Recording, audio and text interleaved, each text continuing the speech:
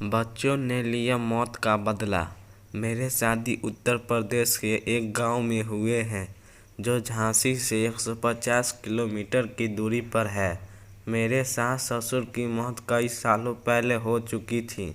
मेरे सास ससुर की मौत के बारे में गांव वालों का कहना है कि उन्होंने कई साल पहले जमीन में गेंद धन को पाने के लालच में एक बच्चे की बलि दी थी और उस बच्चे की मौत के बाद उसकी आत्मा ने मेरे सास ससुर को मार दिया था। जब मैंने गांव वालों से यह सब बात सुनी तो शुरू में मुझे इन बातों पर विश्वास नहीं हुआ, लेकिन एक दिन की घटना ने मुझे इस सच को सामने खड़ा कर दिया। आज से 4 साल पहले मैं और मेरे पति दोनों अपने सास ससुर के घर में उनकी बरसी करने गए थे। हमने वहाँ खाना बनाया और कुछ लोगों को भोजन करवाया।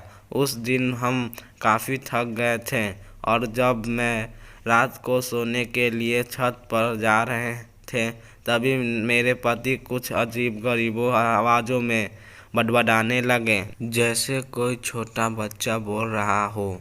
मैं काफ़ी घबरा गई थी और फिर मेरे पति बच्चे की आवाज़ में मेरे सास ससुर के द्वारा 25 साल पहले उसकी बलि की पूरी कहानी सुनाई। मैंने डरते डरते पूरी कहानी सुनी और समझ गई कि मेरे पति के शरीर में उस बच्चे की आत्मा आ गई है।